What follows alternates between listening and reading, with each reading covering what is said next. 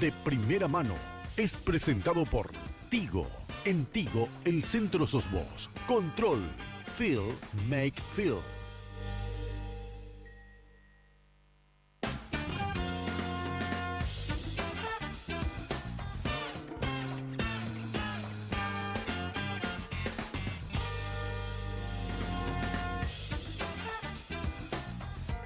Muy buenas noches, ¿cómo están? Un gusto saludarles como cada noche de miércoles a través de Red Guaraní, de primera mano.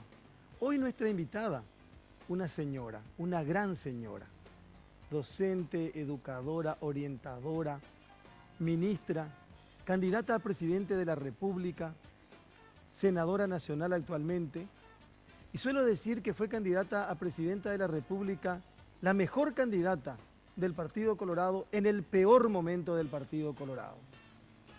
Blanca Ovelar, senadora nacional. Horacio Cartes, Blanca Ovelar, del amor al odio, de primera mano esta noche.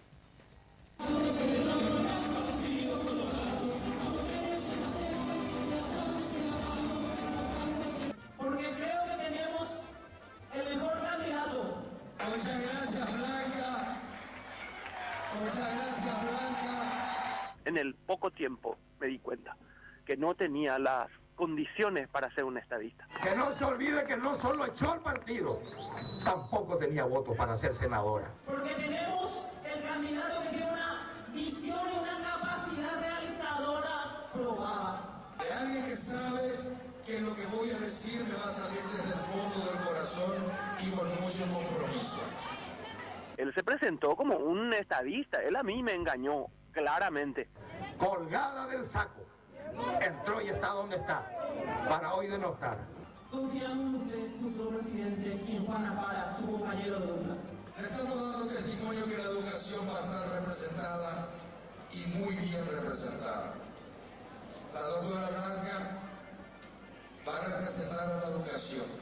Le cuestiono enormemente porque él nos ha engañado. Y dice que yo le mando a ofrecer plata, delante de ustedes y delante de la Virgen Cacupé, ni a ella ni a nadie. No hay espacios para reflexionar y para hablar, solamente hay espacios para el insulto. Se bajó la línea y la mercadería, el aparato ese que trajeron, nadie estaba convencido y era imposible vender. Y vaya si ahora no podemos comprobar que la gente tenía razón. En el gobierno de Horacio Cartes ha sido sistemáticamente un afán de menoscabo al poder legislativo y un afán de concentración del poder. Le dije, doctora, aquí tiene su pagaré, porque conmigo esas viejas prácticas se acabaron. Así se emociona el candidato a presidente. Que saca por ahí que educa. Y tenemos una gran misión. También nos comprometemos que vamos a hacer un gobierno sin odio.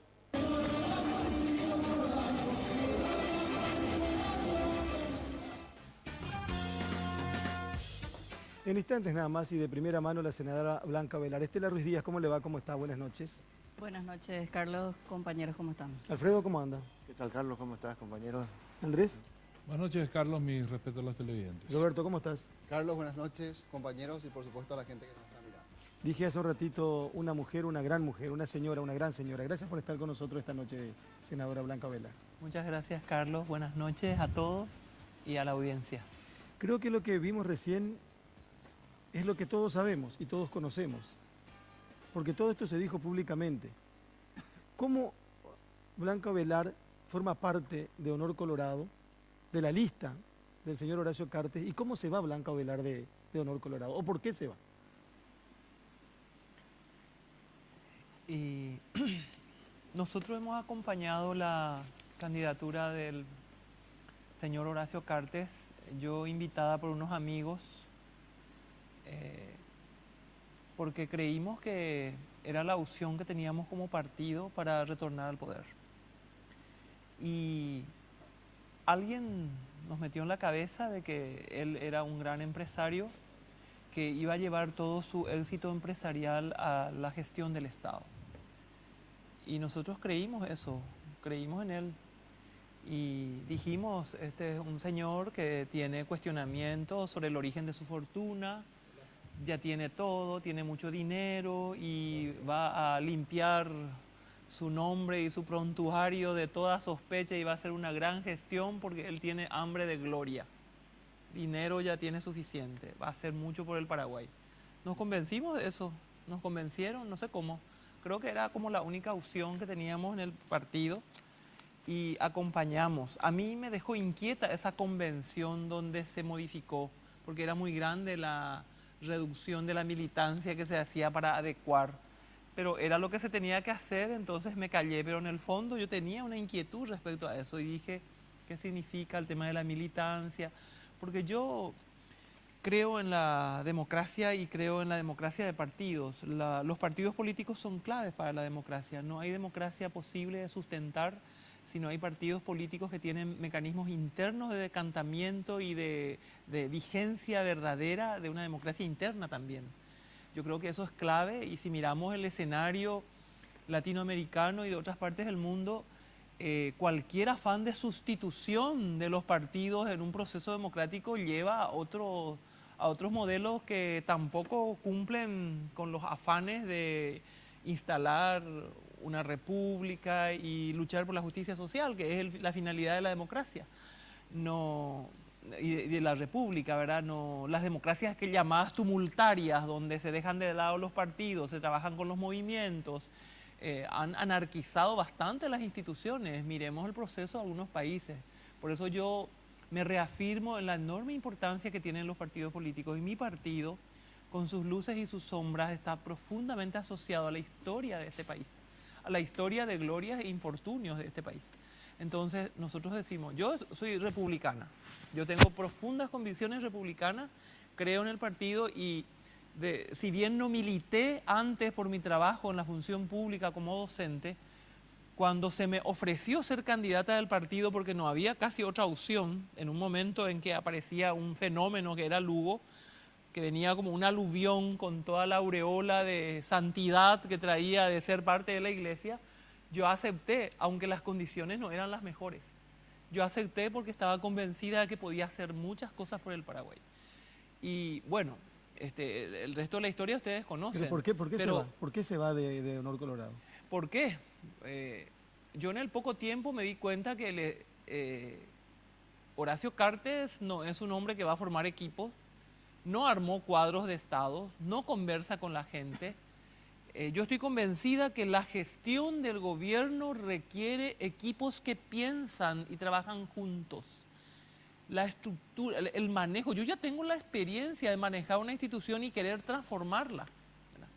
Eso no se hace desde un ordenamiento vertical. La construcción de un cambio en la gestión del Estado requiere equipos que dialogan, requiere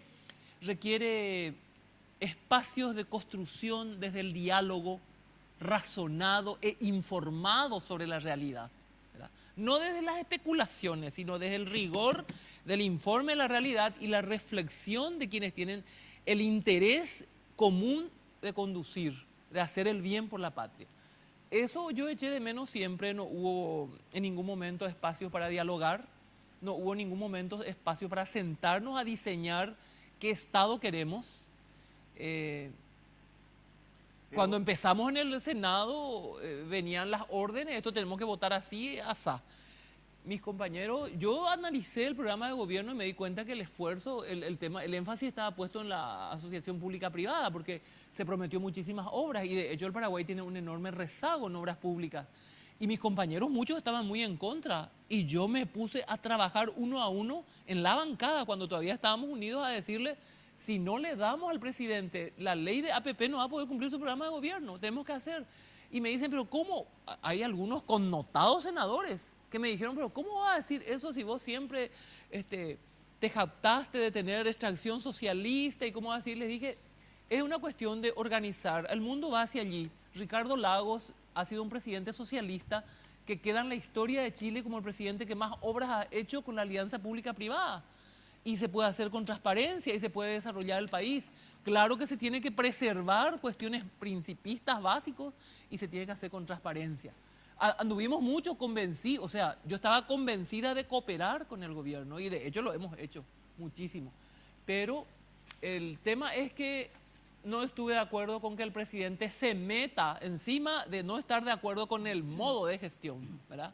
el modo de gestión en el que no existe pensamiento que se construye, no existe. Los senadores de la nación, cuando recibimos el certificado, nos dijo él mismo: va a ser un gran valor para mi gobierno. Mentira, jamás nos escuchó, jamás conversó con nosotros, nunca, en ningún tema. Ahora, ¿por qué esa rabia teledirigida contra usted de parte de Cartes? Porque mucha gente abandonó a Cartes, pero la vulgaridad y la prepotencia verbal con que se dirige a usted, senadora, es superior a la de los otros casos. Sí, y yo creo que ese es un tema que hay que preguntarle al presidente Cartes.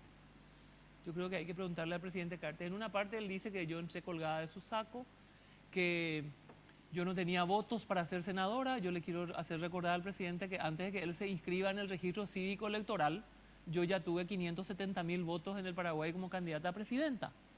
Y si él habla de entró colgada de su saco, es porque solamente piensa en el activo del dinero como el único factor determinante para llegar y entrar a actuar en la política. En la política existen otros activos: la decencia, el desempeño, la historia de servicio honesto al país. Esos son activos importantes por los cuales uno tiene una trayectoria y un trabajo, y él desestima todo eso y dice aquí que vale solo el dinero. Cartes, con todo su dinero, jamás hubiera sido presidente de la República si no fuera por el trabajo tesonero de miles de dirigentes colorados que recorrieron la patria, entre ellos yo. Miles de dirigentes recorrieron la patria para convencer al pueblo que él era nuestra mejor opción. Ahora, senadora, siempre escucho a los excartistas hablar de ingenuamente de Cartes nos engañó. ¿Y cómo les puede engañar a alguien que vino con valijas de dinero a comprar un partido político y a convertirse en su candidato a presidente, cuando, como usted dice, el principal activo de Cartes cuando es candidato colorado es su dinero? Entonces, a mí siempre me llama la atención eso de los excartistas de hoy. O sea, no supieron ver, no supieron entender quién era el que venía al partido. O sea, él vino, o sea, Horacio Cartes, como lo conocemos antes de ser político y ahora, el dinero era su principal activo y vino así. Y llegó así a la política y creo que se mantiene así en el poder, ¿verdad? Entonces, la parte que yo no entiendo siempre es de políticos, de trayectoria que digan, bueno, Cartes nos engañó. O sea, me parece mucha ingenuidad en la explicación. No, es ingenuidad, Estela. Yo mucho hablé con Calé. En un momento dado yo le dije a Calé: vos no estás arrepentido de todo lo que, de todo cuanto procuraste por él. Y me dice, y no, porque no teníamos en ese momento otro horizonte. Nosotros esperábamos otra conducta de él. Nosotros esperábamos, o genuinamente esperábamos otra conducta de él. Esperábamos la de un compañero que quiere transformar el país, que quiere salvar la deuda social que tiene el coloradismo con la patria, que quiere realmente dar pasos agigantados hacia la afirmación de un Estado de Derecho, de un Estado social de derecho, ¿verdad?, que tiene que tener instituciones fuertes. Y las instituciones son claves porque los acuerdos y los pactos y los acuerdos son efímeros y coyunturales. La democracia se sustenta en instituciones fuertes. Entonces un mandatario tiene que tener la prudencia de entender en su accionar qué hacer para fortalecer la institucionalidad de la República. Él viene a devastar la institucionalidad de la República porque es un autoritario. Él no soporta la crítica. Él la crítica toma como una afrenta. Un mandatario no puede tomar la crítica como una afrenta. La crítica es necesaria, es absolutamente necesaria dentro del entorno. Un presidente tiene que tener un entorno crítico, que discuta con él. Yo cuando fui ministra tenía un entorno crítico. Yo tiraba el problema y decía, ¿qué vamos a hacer? Eran las 11 de la noche. En el ministerio teníamos que enfrentar el problema nacional en la capital. Es una cosa minúscula probablemente, pero digo más mi experiencia de manejo del Estado. Hay que discutir, hay que escuchar y hay que buscarle al que más sabe. Hay que buscarle al que más sabe y escuchar su parecer. Uno, porque está en el cargo, no sabe todo. El manejo del Estado requiere recurrir a la gente que sabe escuchar y discutir. Claro que la decisión política es de quien la dirige. y esa decisión se va. Pero él no es así, él es un autoritario, él quiere recortar atribuciones al Congreso. Yo recuerdo que me fui al gabinete para mostrarle un programa satelital. Paraguay tenía un programa que estaba todo montado con unos ingenieros paraguayos maravillosos que tenían un programa satelital, que se desbarató con el juicio político que se hizo en junio. Ese programa quedó y yo le conocí al ingeniero que dirigía, él me presentó el video y yo le dije, el presidente tiene que saber esto. Me voy con eso para mostrar al presidente y cuando me recibe Muru Villaroga, esa fue la última vez que hablé con él. Y después hablé, creo que por teléfono, de las elecciones de intendencia otra vez, una vez, pero cuando me fui con afán de cooperar en un tema así, y le llevé y me dijo, mientras pones tu equipo te puedo retar.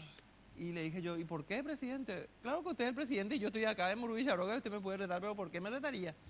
¿De dónde sacaste que la destitución de Arregui es una destitución política? Me dice, ¿se acuerdan que se le sacó a Carlos Arregui? Sí, de la Fiscalía. Y yo tuiteé y dije, vamos, no tenemos que dejar. Y me dice, Arregui es un tal cosa. Y le dije yo, presidente, si no fue, lo parece. Y fue una acción equivocada. Si lo que queremos es fortalecer la Fiscalía como una institución clave para el funcionamiento del Estado de Derecho. Ustedes no saben cómo me miró cuando le dije eso. ¿Saben qué me decía con sus ojos? ¿Qué te crees vos para decirme esto? Yo soy el presidente. Esa era la actitud. Él no podía admitir que alguien le diga eso.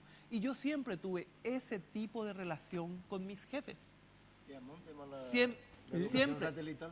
Espérenle ya. Yo siempre he tenido discusiones con Nicanor, porque Nicanor tendrá muchos defectos, pero tiene la virtud de rendirse al imperio de la razón. Cuando te escucha y entiende que tenés razón, te da la razón. Y yo muchas veces superaba su grito, dejaba que termine de gritar y después le decía, escúcheme, que por mi lealtad con usted tiene que escuchar esta parte de la verdad para que usted tome la decisión. Y yo siempre fui así, yo siempre tuve libertad. Y traté de tener. ¿Qué pasó con mis satélites? Pasó con mis satélites. Presenté, no me dijo ninguna palabra, vio el video que dura unos 6 minutos. Y después me dijo, terminó su tiempo, senadora. Y le dije yo, presidente, yo tengo otros 3 puntos en mi agenda. No, tengo que recibir al arzobispo. Se levantó y se fue. Me dejó, nunca más hablé con él. ¿Nunca más fue a Muru Villaroga? Nunca más fui a Muru Villaroga. ¿Ni a su casa? Ni a su casa. Yo me fui solamente las veces que él me invitó. Yo no era de las que se iban llegando a la casa del jefe. Yo siempre fui muy respetuosa y las veces que él me invitó me fui. Recuerdo que cuando se ganó la interna, una de las personas a quien llamó para invitarme a irme a su casa fui yo. Y yo me fui. Yo siempre fui muy respetuosa con el presidente Cartes. Recuerdo que una vez me fui y le llevé unos planteamientos.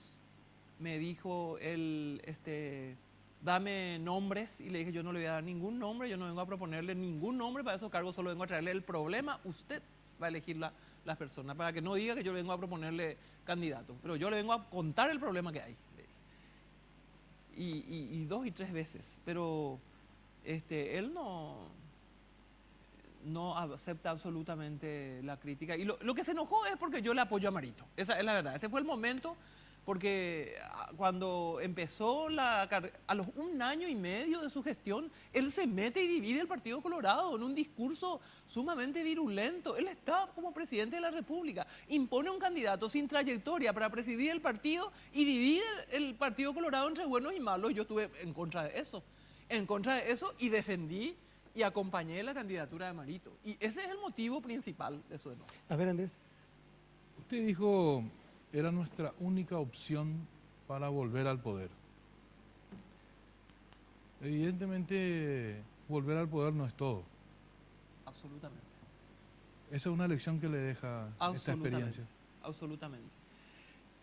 Sobre todo porque si un partido político tiene un conjunto de principios y valores doctrinarios, ¿verdad? Y con esos principios y valores doctrinarios quiere gobernar, ¿verdad? Tienen que armarse cuadros de Estado y tiene que haber espacio de diálogo y de construcción de una visión compartida de lo que vamos a hacer. Eso no se puede hacer con alguien autoritario que no está acostumbrado a gestionar, sino está acostumbrado a mandar. No tiene la experiencia de la función pública. Yo, si soy presidente de la República, no puedo elegir con quién voy a hablar. Yo tengo que hablar con quien tengo que hablar. a ese sindicalista no le soporto, pero yo tengo que hablar porque yo soy presidente de la República. Ah, pero si soy dueño de mi empresa, elijo con quién hablar. No me cae bien, no le recibo. Pero si soy presidente, no. Si soy un presidente de una república, tengo la obligación de hablar con quienes tengo que hablar, de construir el entendimiento, de informarme de fondo de lo que sucede en cada institución. Y para eso tengo que hablar con mis colaboradores, tengo que tener espacios de construcción colectiva de una misión y de cómo nos vamos. Y ese espacio tiene que ser de crítica. Así se conduce el Estado. ¿Por qué no lee la memoria de Fernando Enrique Cardoso, por ejemplo? Un gran estadista que hemos tenido en la región, que hasta ahora se le añora en el Brasil. Él tenía un entorno sumamente crítico, tenía un señor que no tiene ningún interés, que todas sus ideas tenía que refutarle siempre. Él decía, vos tenés que superar un entorno de muy crítico para fortalecer tu idea y hacer que tus políticas lleguen. Las políticas públicas se construyen a partir de una construcción colectiva. La construcción de la esfera de lo público requiere a la razón que dialoga.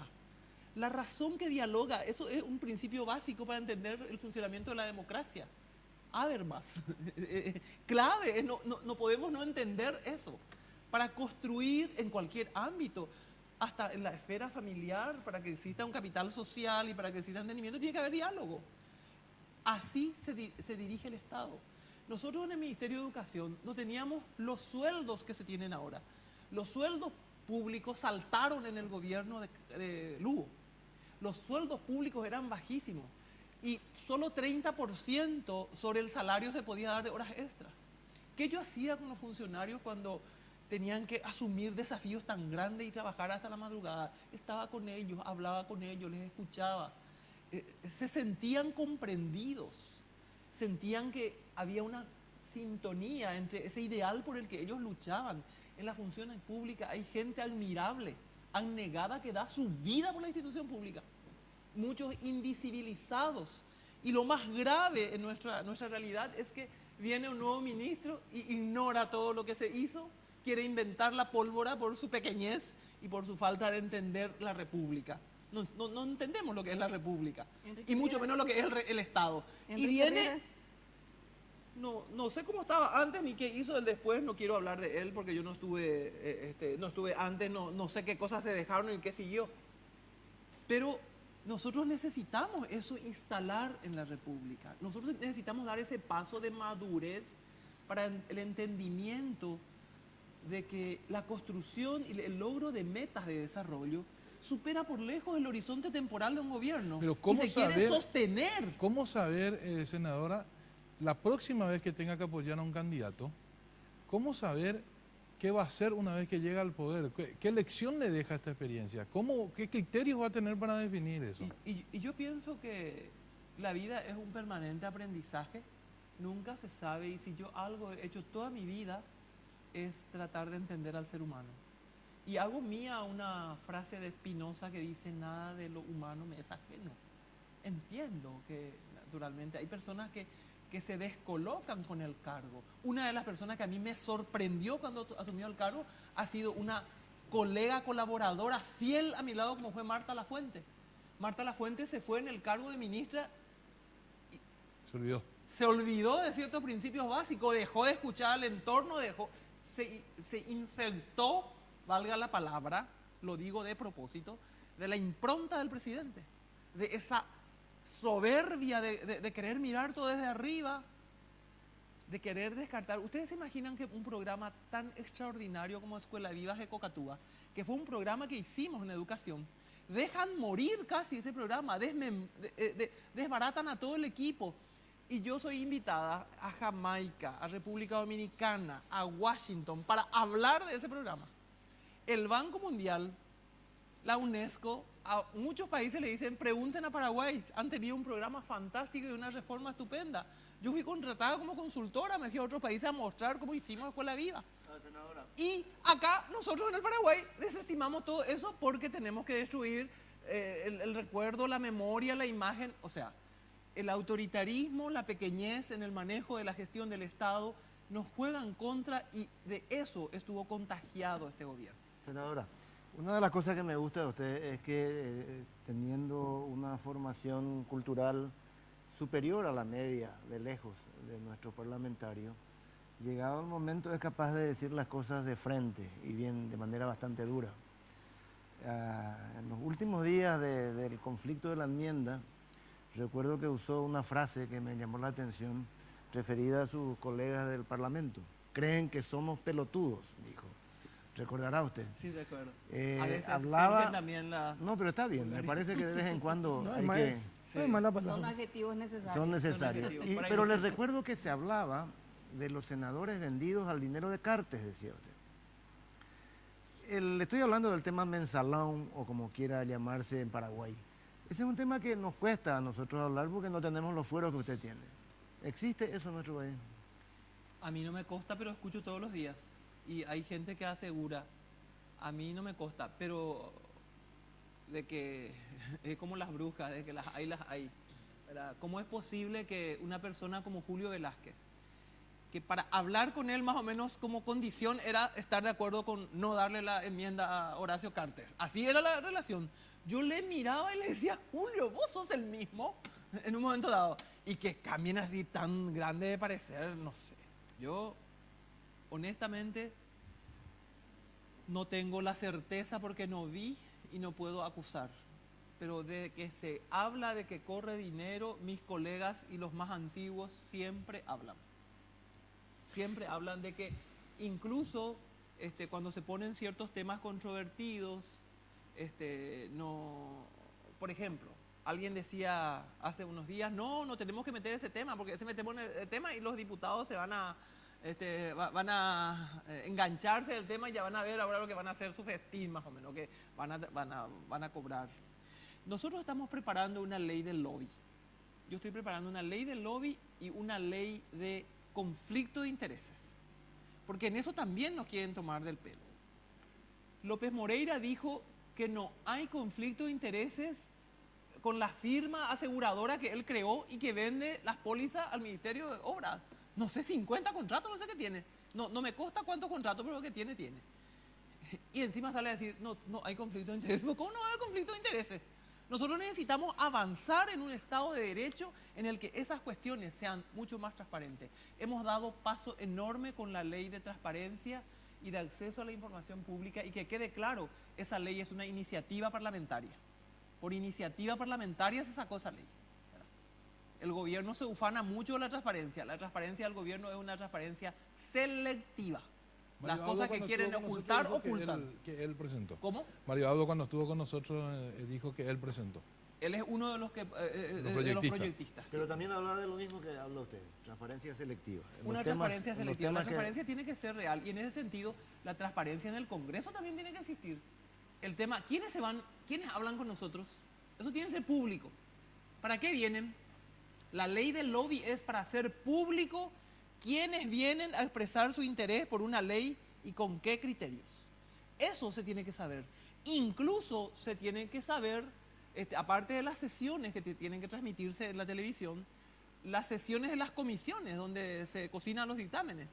Esas también se tienen que... Claro que quedan las actas. ¿Se resuelven los dictámenes? Pero hacia ahí tenemos que ir en materia de transparencia legislativa. Nosotros el año pasado organizamos en el Paraguay un foro internacional donde presentamos el plan paraguayo. Paraguay es el tercer congreso de Latinoamérica que tiene un plan de transparencia. Yo soy presidenta de esa comisión y estoy trabajando, y hay un enorme avance en los equipos técnicos de los funcionarios permanentes del Senado, que hay gente muy calificada. Hay una cantidad de supernumerarios que entraron por cuestiones políticas, pero hay un plantel respetable de gente de carrera que es la que sostiene el funcionamiento de la institución. Vamos a hacer nuestro primer corte. Estamos hablando con la senadora Blanca Ovelar. Habló del presidente de la República, habló de Marta Lafuente, habló de Enrique Riera, habló de Juan Carlos López Moreira. Estamos hablando del país. En un ratito seguimos con ella de primera mano.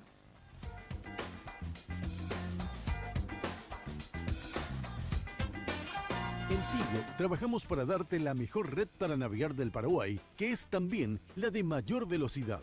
Certificada por Ookla, líder mundial en testeo de velocidad móvil como la mejor red de internet móvil del Paraguay. Contigo, podés subir tus fotos y descargar tus contenidos a máxima velocidad.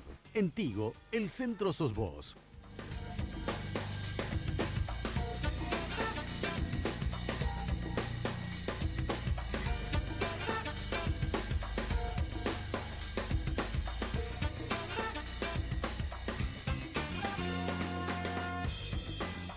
Porque siempre hay una manera más fácil y en los momentos de mayor intimidad, cada segundo cuenta. Descubre el primer preservativo control con aplicador Easy Way, que facilita la colocación del preservativo de una forma rápida y sencilla.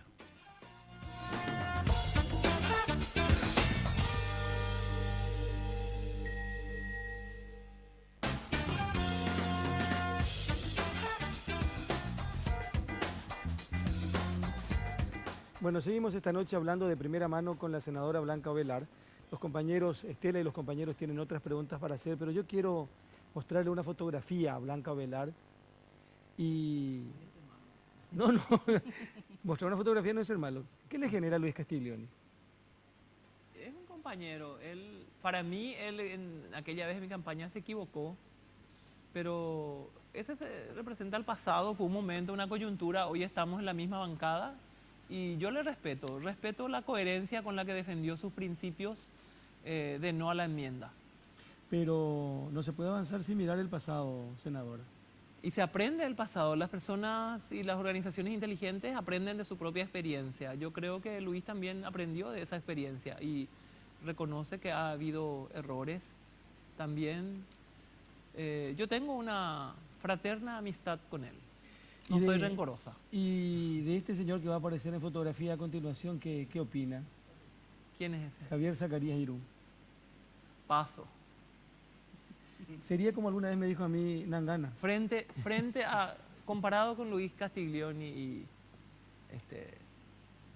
Zacarías Irún. Luis Castiglioni dice, no, yo no voy a votar por Blanca, ¿verdad? Se define, juega limpio, en el sentido en que Zacarías Irún viene a mi casa y me dice, yo te acompaño. Te voy a hacer un acto en Alto Paraná. y fue una gran traición. ¿Verdad? Alto Paraná gana su candidato Colorado y la presidenta pierde lejos. La campaña que hicieron después, yo me enteré los pormenores, no actuó de frente. Es otra personalidad. Y ya con nosotros habló alguna vez en radio de Mario Audo Benítez. Sí, yo le aprecio mucho a Mario. Mario para mí es una persona estupenda. En primer lugar, el primer trato que yo tuve con él fue cuando terminó las internas en el 2007. Ganamos por un escaso margen, menos de 1%, pero ganamos. Todas las encuestadoras nos dieron un margen mayor. Ninguna dijo que perdimos la interna. Todas dijeron que ganamos y que nos dieron 2,5% y 3% y ganamos por menos de 1%, pero ganamos. Mario Audo Benítez venía de otro movimiento y es el que se puso a disposición mía y trabajó conmigo, con mucha solidaridad. Yo allí le conocí, traté con él, pero después hubo un largo silencio y nos encontramos de vuelta en el Congreso. En el Congreso su oficina está a mi lado, al lado de mi oficina. Y charlamos. Yo muchas veces conversé con él y conversé sobre sus convicciones y vi su actuar. Mario Audo es un tipo coherente, es un tipo formado, no es un tipo lleno de estridencias, él es sencillo, no va a usar frases altisonantes, pero tiene convicciones muy claras republicanas. Y es un hombre que tiene muy claro lo que se tiene que hacer desde el gobierno. Yo creo que la presidencia de Mario Audo va a sepultar para siempre el dolor del pasado y va a proyectar una república unificada. Él tiene claro que la concordia y la posibilidad de trabajar juntos por un destino común es lo que tenemos que lograr los paraguayos. Él no va a tomarse revancha, él critica la forma de actuar del presidente. Mario Audo es una persona con una profunda vocación democrática. Y lo dice alguien que es hija de un perseguido político. Mi padre ha sido torturado por el estronismo. Yo soy una anti-estronista a muerte. Y yo sé muy bien distinguir las cosas. Si hay algo que aprendí en la vida es no tener prejuicios y tratar de conocer en esencia las cosas. Y le aprecio profundamente a Mario y estoy convencida que va a ser un excelente presidente para este país. Un estadista como no hemos tenido, porque es sereno, porque no tiene rabia, porque es capaz de aglutinar y de unir y porque es coherente. Lo que dijo una vez mantiene, él no es capaz por su interés de cambiar. Fíjese lo que pasa con ese tema, por ejemplo. Nosotros estábamos en una lucha electoral y él dice, no estoy de acuerdo con el recutú de los intendentes porque se está interpretando interesadamente la ley. Entonces, todos los amigos le dicen, Mario, no vayas a decir eso vos ahora porque le tenemos a fulano, a mengano, a fulano de distritos importantes que estaban con nosotros y que eran candidatos a hacer el recutú. Y él dijo, pues tenemos que ser coherentes, alguna vez tenemos que conducir en función a lo que tiene que ser. Dice, y perdimos a los 5 candidatos y se fueron todos con el cartismo para hacer el recutú y eran enormes distritos que podían habernos ayudado a ganar incluso la presidencia de la Junta de Gobierno. Esos son indicadores, uno le conoce por su actuar a la gente y yo soy observadora, le he venido observando hace mucho tiempo y a mí me convence plenamente. Se entusiasma la senadora cuando habla del candidato de Colorado a NTT. Estoy convencida. Porque le quiero mostrar, ya le mencionó, un ratito, Estela, bueno. ya le mencionó, pero el señor que viene a continuación, Nicanor Duarte Frutos.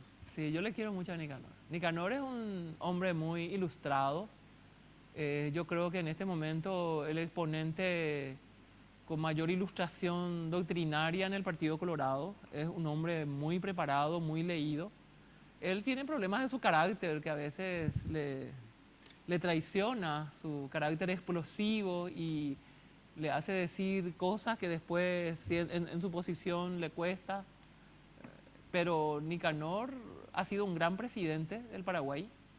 En su presidencia se ordenaron cuestiones claves como la economía, las leyes que se aprobaron. Yo hablé con gente del ámbito económico que no son de mi partido y me dijeron alguna vez se tiene que reconocer y me mostraron el cuadro comparativo de un gobierno y otro. Nicanor ha sido el único hombre que de la política llegó al manejo del Estado y su gestión fue muy buena. Fue el periodo de estabilidad, de crecimiento. Recibe un país en default, no existían bonos, ni un guaraní de bono, al contrario, se elevan enormemente las reservas, se reduce la deuda externa.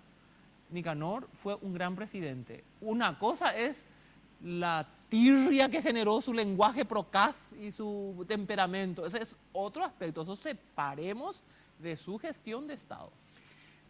Llegó a ser presidente de la República después de ganarle en elecciones a Blanca Ovelar. Fernando Lugo, senadora. Un mentiroso. Eso es lo que es. Un mentiroso que se burló de las normas de la iglesia, se burla de todo el mundo. Yo le tenía un gran cariño antes. Mi padre decía que él era un ejemplo del sacerdote para estos tiempos. Y recuerdo que cuando mi padre se enfermó, él vino en el sanatorio, rezó por él. Mi padre era un gran admirador del obispo de San Pedro. Pero yo tengo mi cuestionamiento a él por su vida, un tipo desapegado a normas, a afectos, a todo. Eso que salió sobre su vida privada revela la condición humana y no puede ser un gran estadista, alguien que en su condición humana tiene tantas averías. No hablemos de su presidencia, hizo algunas cosas interesantes, pero hicieron más bien. Yo no creo en Fernando, a mí me ha decepcionado. ¿Qué te puedo decir? Su personalidad, un tipo mentiroso. Juan Carlos Galaverna, su colega. Juan Carlos Galaverna es un gran actor político de nuestro país. Es un hombre muy relevante dentro de la estructura del Partido Colorado. Es un hombre muy avesado, muy sagaz. Tiene el don de la palabra. Le hace 6-0 a muchos abogados en el manejo de las leyes, de las normas y de los procedimientos parlamentarios. No hay nadie como él. Cuando se apaga la luz y no se entiende el procedimiento, la voz de él es la que orienta. Él es un actor muy importante.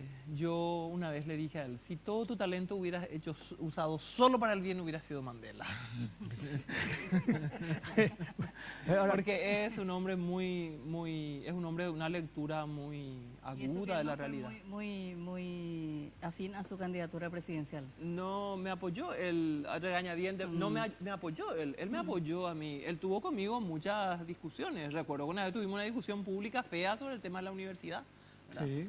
Froilán Peralta. Pero es un compañero que tiene, todos los que le conocen y ven en él lealtad, ¿verdad? Él con lealtad se enfrenta ahora a Cartes y le dice, mira, yo siempre estuve contigo, si querés un amigo, seguí contándome, pero si querés alguien que se agache a lo que vos decís, no me voy. Tengo 2 fotografías más, sí. Pero quiero repasar con los compañeros nomás. ¿Se dieron cuenta todos de que todo lo que mostramos?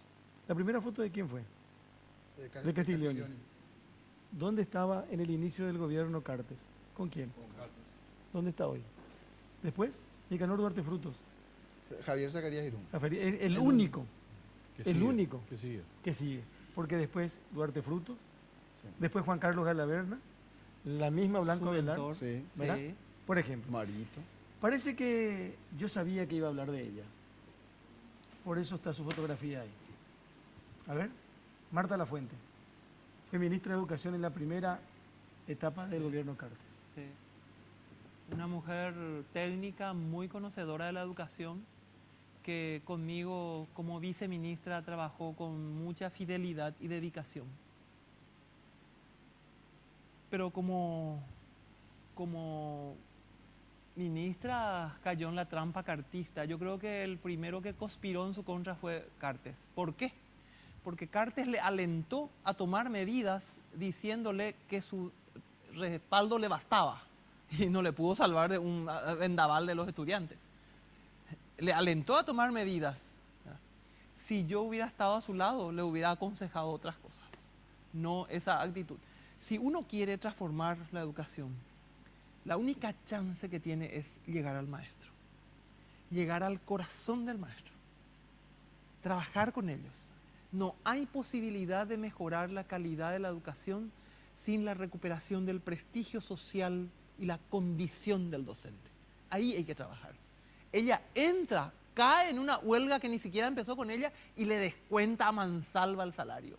Hubo gente que recibió... ¿Por qué le dije? Yo le llamé y le dije, no descuentes. Estoy asesorada, me dijo, entonces ya me callé. No descuentes porque no tenés buena información, vas a cometer injusticia. Y eso se te va.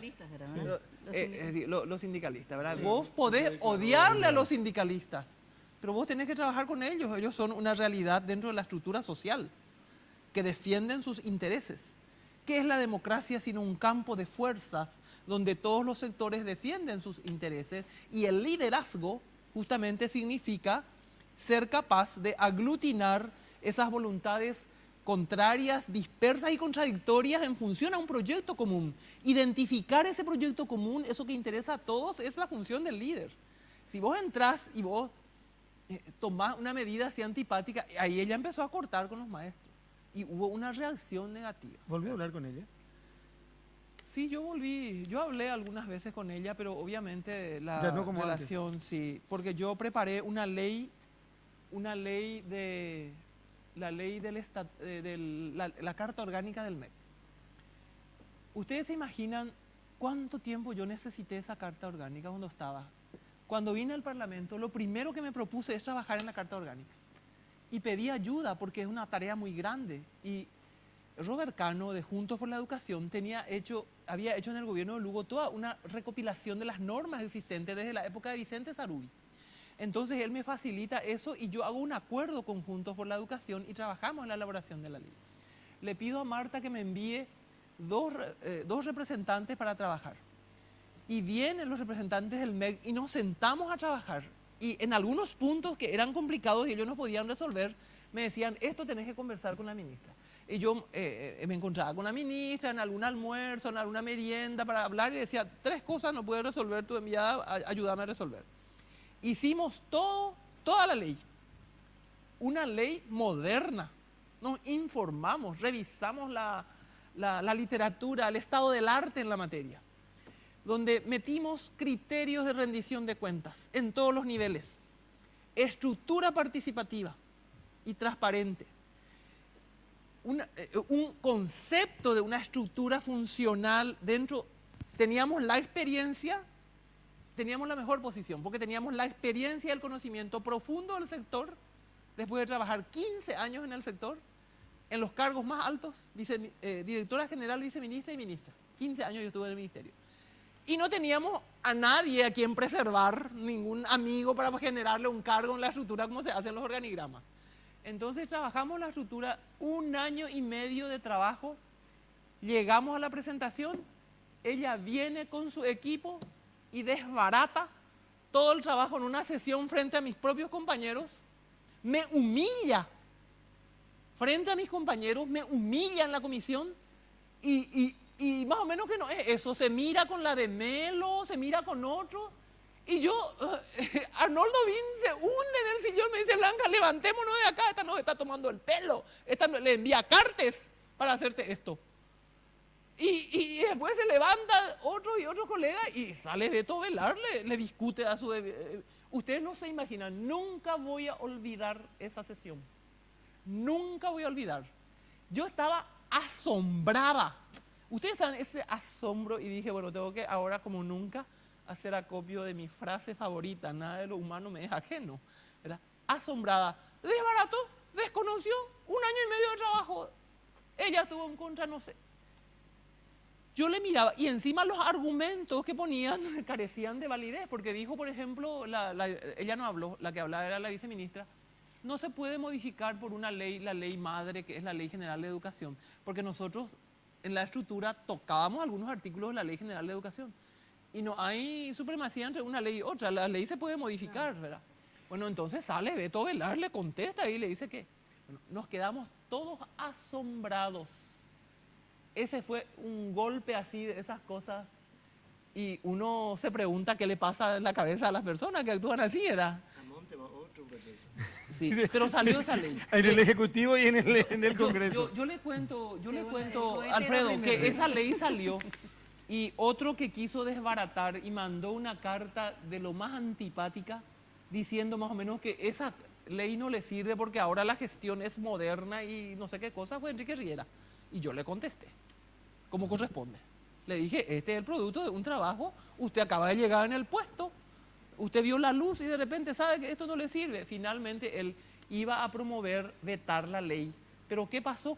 La gente de Juntos por la Educación, que apoyó el trabajo desde el vamos, hicieron un intenso lobby y se promulgó la ley.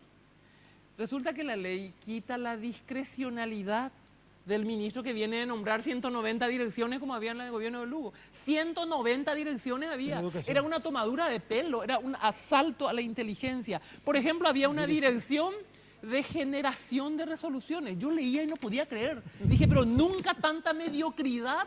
Bueno, llegó en el bueno, en el Senado había director de fotocopias. Bueno, nos quedamos... No comparemos con el MEC. Bueno, perdón. Dije que tenía una foto, pero son 2, me dice la producción. Por favor, Juana Fara, vicepresidente de la República. Sí. Yo no tuve mucho trato con Juan. No lo conozco mucho. En su gestión de vicepresidente me pareció alguien muy anodino, muy opacado, no sé. Echo de menos una actitud un poco más beligerante en favor del cumplimiento de su papel y en favor del cumplimiento de su misión en favor de la República. Demasiado sometimiento a cartes para mí que él ha tenido. Yo creo que él tiene condiciones para haber tenido un protagonismo mayor. Pero no, eso es lo que percibo así como muy en general, muy externamente. Teniendo en cuenta que fue el origen también de Horacio Cartes como candidato a senadora. Podría haber tenido mayor protagonismo. Pero claro, en un gobierno donde hace falta un mayor contacto con la gente, su misión es de trabajar con el Congreso. El gobierno de Cartes no ha tenido contacto con el Congreso y es el gobierno que más, fíjese que hemos sido tan generosos, que es el gobierno que más ha tenido apoyo. El Lugo no podía nombrar embajadores. El gobierno de Cartes viene un pedido de embajador en el día. El presidente de la Comisión de Relaciones Exteriores pide sobre tabla que se designe. No se ha tardado nunca ni un día. Hasta la interna. En todo, no, después y todo. ¿Sí? Nosotros en lo institucional hemos cumplido y seguimos cumpliendo con el Estado, absolutamente. No, siguiendo con la foto de Fara. Ahora hay un frente, diríamos, anticartista, por llamarlo de alguna manera, en la que está Fara, con Marito, con Hugo Velázquez, con Castiglione y con Nicanor. Pero hay como un pequeño pleito, diríamos, en el sentido de que Afara reclama, diríamos, en este frente, él ser el candidato presidencial, y desde Colorado Añetete le dicen no. A años luz la diferencia de Marito es nuestro candidato. Sobre todo que no es coherente que alguien que estuvo hasta ayer con Horacio esperando ser tenido en cuenta, de repente tome la bandera anticartes. La bandera tiene Marito y él va a sumarse. Él no... ¿Qué lugar merece él en el movimiento de ustedes? No, yo creo que él está convencido que tiene que luchar en el frente anti-cartes por la institucionalidad de la República, por salvar los principios doctrinarios y valores del Partido Colorado y sobre todo por la salud de la República. Necesitamos. Y yo creo que eso él entiende y lo va a hacer. No sé si va a ser con su movimiento o si va, porque él anotó un movimiento. Yo no sé si va a ser con su movimiento o él va a hacer con Colorado Añetete, pero yo creo que él está convencido de que eso tiene que hacer. Pero obviamente el candidato a presidente por la disidencia o por el frente anticartes es Mario Abdo. Bueno, él tiene desde hace 2 años y medio enarbolando esa bandera. Quiero poner una última fotografía, ir al corte, espero los compañeros preguntan lo que tienen que preguntar. ¿Puede ser el presidente de la República? No Santiago sé. Peña. Santi Peña a mí me parecía simpático, hasta que nos trató muy mal como senadores y dije, bueno, está también contagiado de la impronta del presidente. Es un hombre preparado, pero es muy pagado de sí mismo, muy soberbio. Vino a decirnos que teníamos que celebrar y estar todos felices después de endeudarnos sin apoyo del Congreso. El Congreso no le dio la autorización para ir a vender bonos. Él se fue con toda soberbia y el otro día dice que los paraguayos teníamos que ese día amanecer más felices del día anterior porque nos endeudamos. Vamos, Santi, ¿por qué vamos a ser felices porque nos endeudamos? ¿Verdad?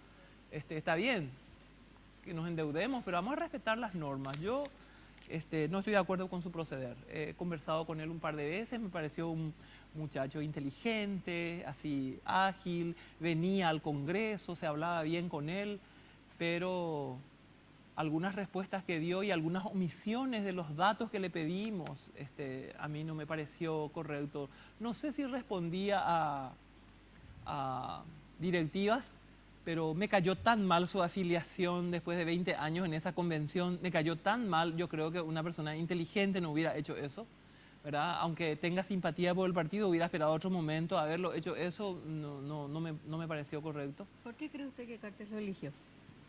Y por eso, porque va a hacer lo que él le dice, porque Cartes ve en alguien, Cartes lo que no quiere es alguien que le discuta, Cartes quiere alguien que haga a rajatabla lo que él le pide, porque Cartes quiere seguir siendo el poder detrás del poder. Esa es la verdad. Y ve en Santi las características para eso. Mario Abdo era el más mimado de Cartes. Mario Abdo era recibido así como un hijo querido, hasta que mostró así un pequeño elemento, así una pequeña condición de autonomía mostró y empezó a ser repelido. Con Cartes, quien tiene autonomía, que tiene cabeza y piensa por sí mismo, no sirve. Para él las personas somos fichas, a quien él va a usar. Me contaron la anécdota del momento en que Cartes lo separa a Marito como uno de lo que usted acaba de decir, uno de sus preferidos, que es cuando va a Muricharoga de la mano de Calega Laverna, y Calega Laverna le dice a Horacio Cartes, él tiene que ser el candidato a presidente de la Junta. Y porque se fue con Calega Laverna, Horacio Cartes dijo, él no va a ser. Eso me contaba gente de muy adentro. No sé qué usted sabe al respecto. Yo no tengo los detalles de ese hecho, pero a mí lo que me queda claro es que cuando él empezó a mostrar autonomía, cuando se iba a conformar la primera mesa directiva, todavía no, ya ganamos las elecciones, estábamos la bancada de 19 colorados en el Senado y se tenía que elegir al primer presidente del Senado, ¿verdad? Y él trabajó para que sea Julio Velázquez. Marito se le enfrentó ahí en esa reunión. Marito se levantó y se enfrentó con Cartes.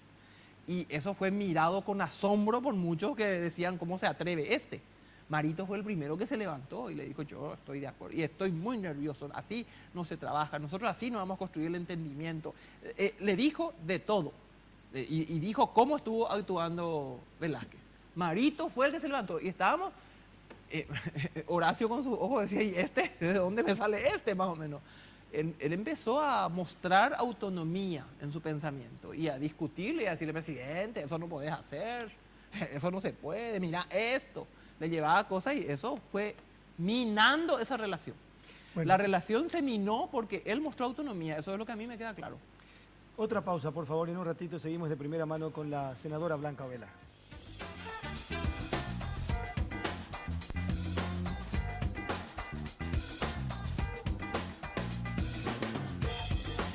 Porque siempre hay una manera más fácil y en los momentos de mayor intimidad, cada segundo cuenta. Descubre el primer preservativo control con aplicador Easy Way, que facilita la colocación del preservativo de una forma rápida y sencilla.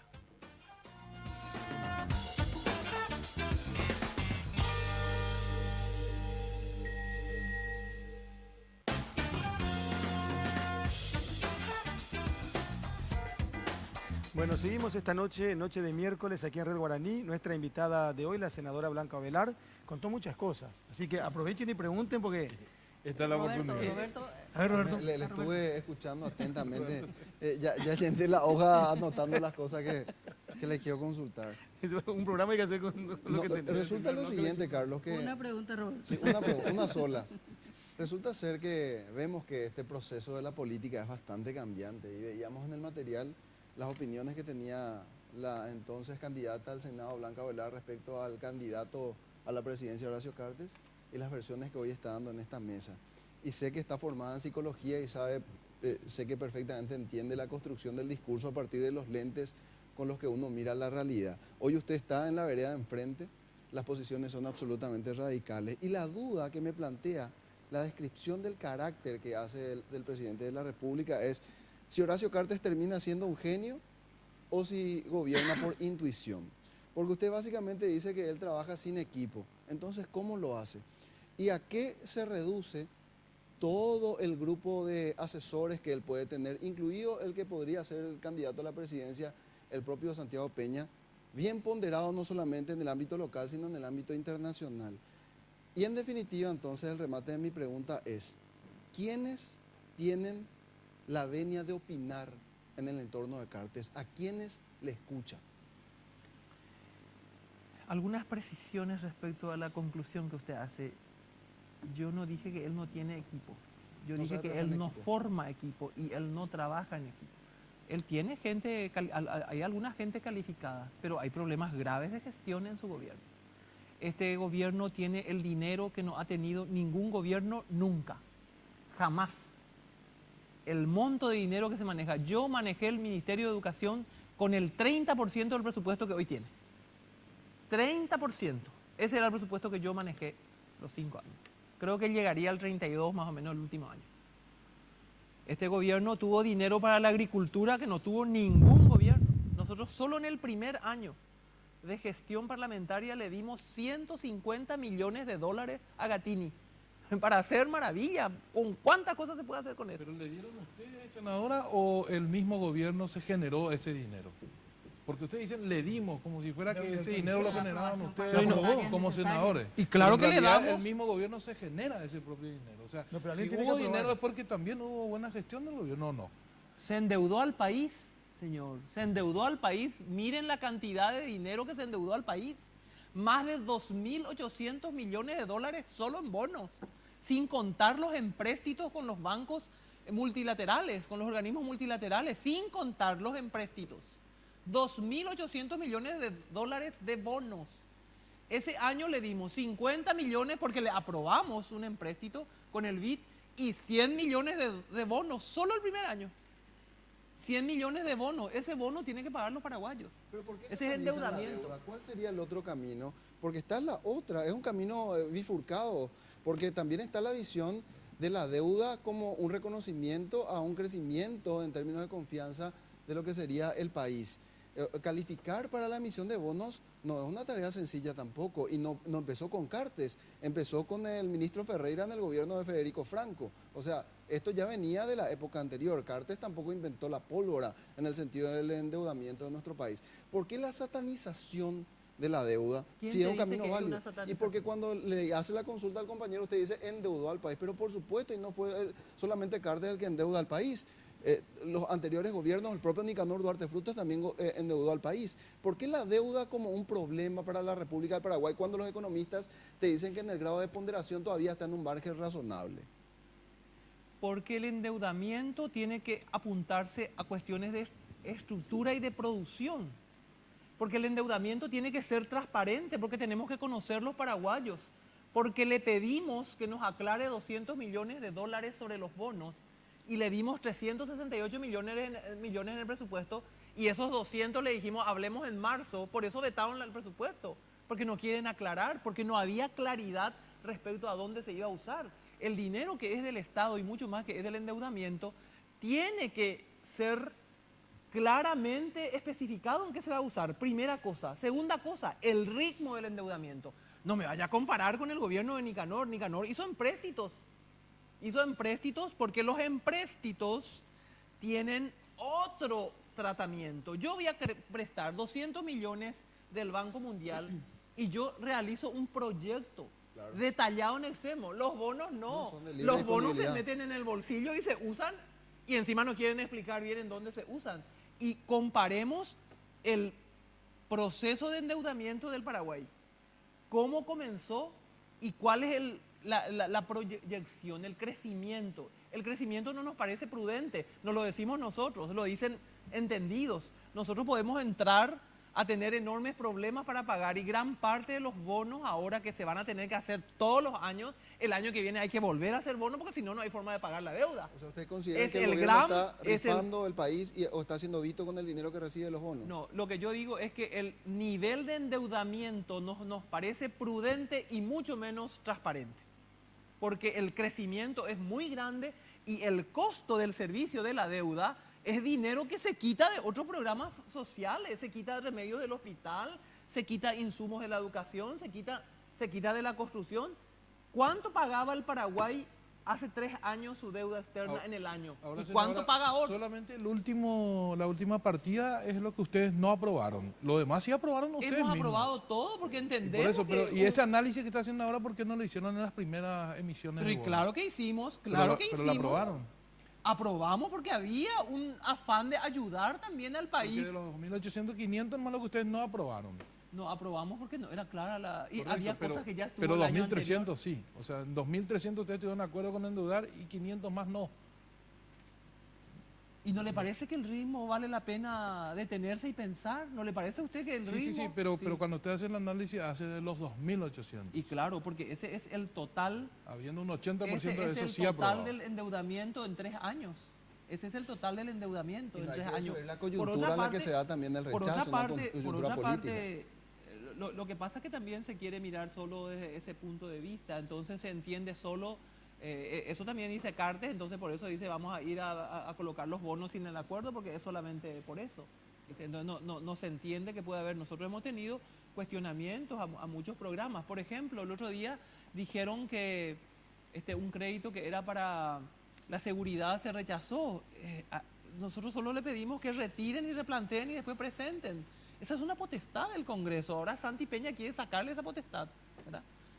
Se requiere, si la República es tal y si hay un equilibrio de poderes, eso es absolutamente necesario. Pero no solamente Santiago Peña, y usted sabe, hay muchas personas referentes también del sector económico que desde hace un buen tiempo vienen analizando la posibilidad de restar ciertas competencias al Parlamento, específicamente en el tratamiento del presupuesto, porque creen que estos entendidos, no estoy autorizado para decir nombre, pero hay renombrados economistas que vienen manejando esa tesis desde hace bastante tiempo, que dicen que efectivamente lo que hace el Parlamento en un determinado contexto es entorpecer la dinámica del país por razones que muchas veces no son económicas, que son político-partidarias, que son electoralistas, y allí es donde se da esa disfunción. Ahí está el desafío al gobernante, mi querido Roberto. Por Así supuesto. funciona la República. Pues yo tengo que convencer si tengo claridad de propósitos. Ahí está pues la función. Y ojalá pero también la oposición... qué fácil Pero sería ojalá que la gobernar oposición si sea yo tan madura, digo lo senadora. que tengo que hacer y Acá yo pareciera impongo. ser que la oposición es la única que tiene madurez política y el oficialismo no. Como que no hay oposición por oposición solamente. Pareciera ser que la oposición vive en un mundo de maravilla y el resto de los mortales estamos todos equivocados. ¿La oposición vive en un mundo de maravilla? No lo Claro, entiendo. en el sentido que cuando uno se opone, siempre es razonable la oposición.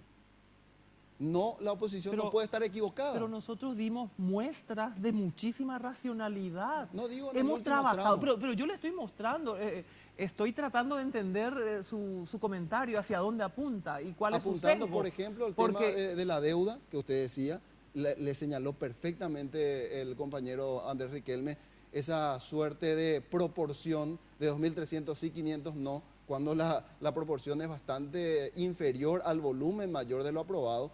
Lo que yo estoy diciendo nada más, para construir la realidad, la verdad, para construir un discurso correcto, ¿cuál es el problema realmente? El problema es que Cartes decidió apartar a un sector y decir, a mí la visión que ustedes tienen no me convence, y Cartes es el que está en lo cierto o Cartes está equivocado y son ustedes quienes no tuvieron esa venia del presidente de la República quienes tienen la razón.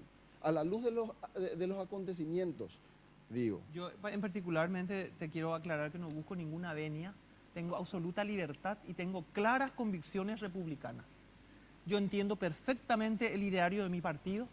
Mi partido ha nacido como un partido absolutamente liberal, porque en ese tiempo la idea imperante en el mundo era el liberalismo.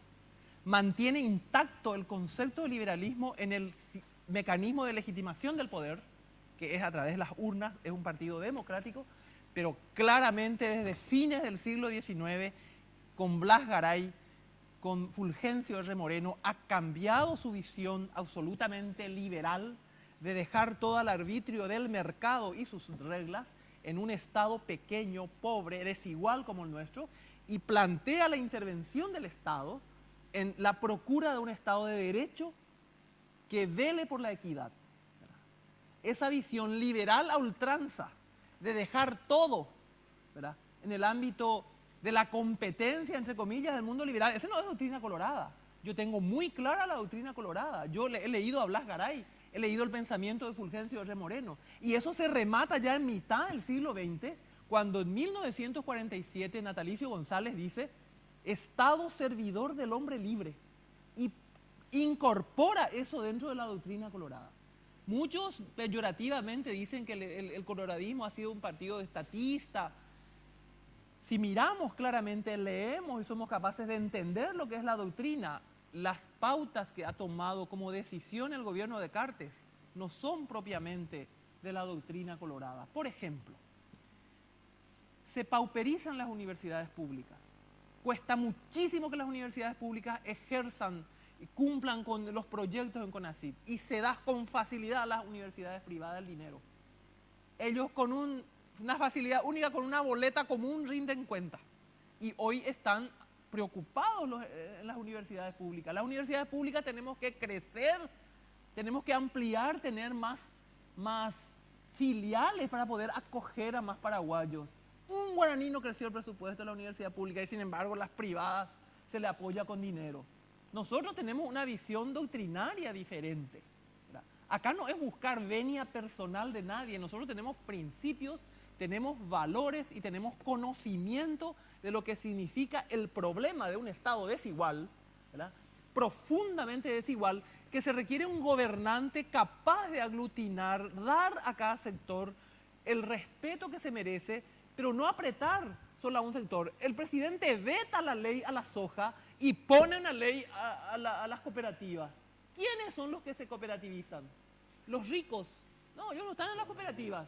El sector medio para abajo. Analicemos esas son las cuestiones de fondo que no se debaten, por ejemplo, en la Junta.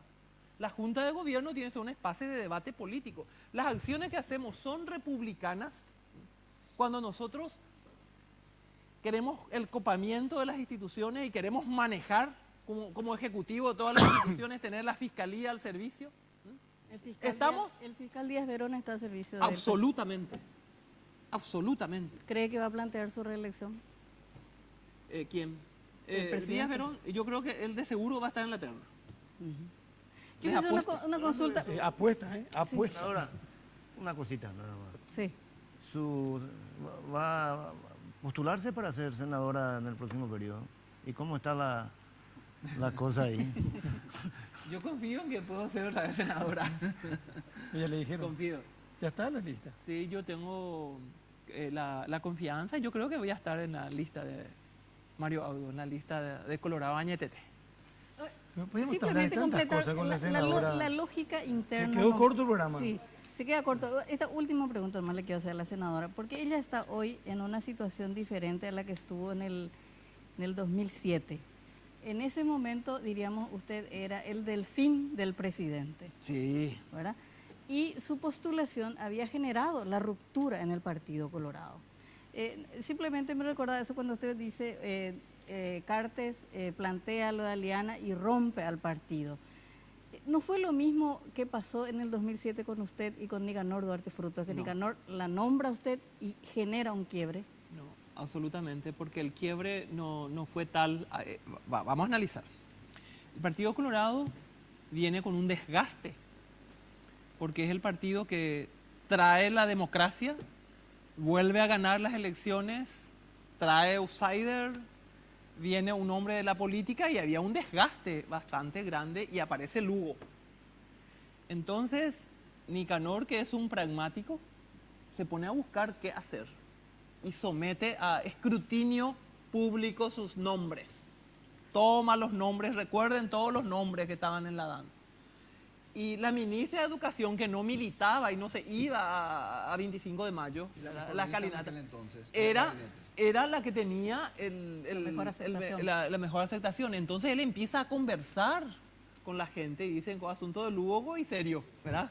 Viene con toda la aureola de santidad de la Iglesia Católica, te cope pensaña movino cuña, a ver, puede ser una novedad para hacer contrafrente a esto. Él tuvo en cuenta también el contexto de la tuvo región. El contexto de ese Claro, momento, Bachelet, tuvo el contexto de la región. Cristina. Teníamos ya en Argentina una mujer, en Brasil, en Chile, en fin. Entonces, era un poco jugar con las opciones que tenía. No era precisamente el producto de un reconocimiento al liderazgo de la mujer, ni nada por el estilo. Era pragmatismo puro. Era real política, realmente. Y con eso juega, ¿verdad? Con eso juega. Vamos, el contexto en el que elige a Aliana Nico es diferente. Es otra cosa. Ese es un capricho de Cartes. Tengo que ir a un corte, por favor. Una última. Por favor, ¿Terminó? Terminó. En alguna próxima nota telefónica en la radio le vamos a... ¿Cómo eso del boxeo? Se acabó. Le salvó la campana. Senadora, muchísimas gracias por venir, muy amable, gracias por estar con nosotros esta noche. Muchas gracias a ustedes y un saludo a la amable audiencia. Corte, por favor, estamos de vuelta en la última parte, en un ratito nada más.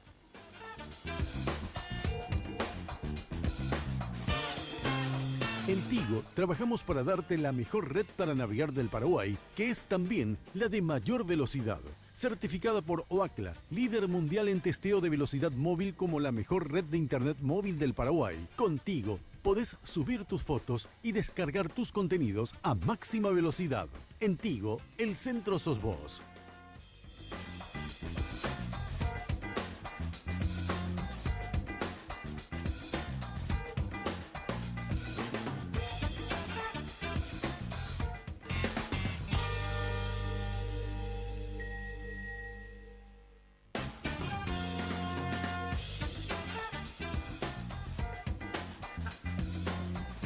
Bueno, ¿qué de cosas dijo esta noche Blanca Ovelar? Podíamos quedarnos hasta las 2 de la mañana acá Uf, hablando. vino con todo.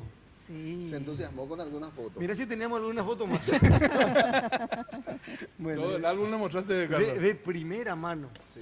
Habló de, habló de Marta Lafuente, de Enrique Riera. Se sacó la espina con Marta Lafuente.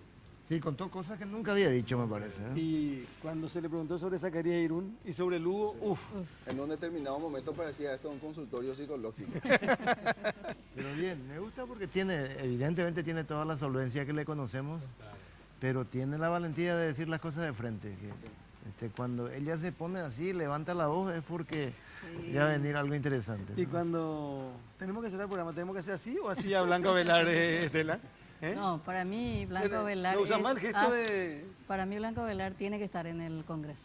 Sí, es uno de los pocos muy legisladores que merece la reelección, sin dudas. Gracias, Carlos, vamos a señor. agradecer brevemente, nos vamos a Por agradecer a la favor. gente de Alberdín, Sí, que señor. gentilmente está con nosotros desde esta Bien. jornada. Ah. Y de paso le A esta hora de la comentamos a noche, gente, ah. sí, que los jueves hay un 30% de descuento en todas las pastas cocinadas y los fines de semana, de viernes a domingo, 15% de descuento en fast food, comida rápida. Ahí está mi plato preferido. Mañana, José. No. Sí, señor. ¿Y esta noche?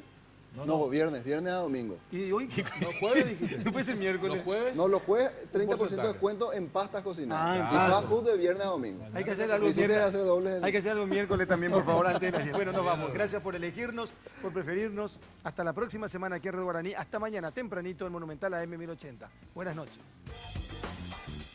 De primera mano fue presentado por Tigo.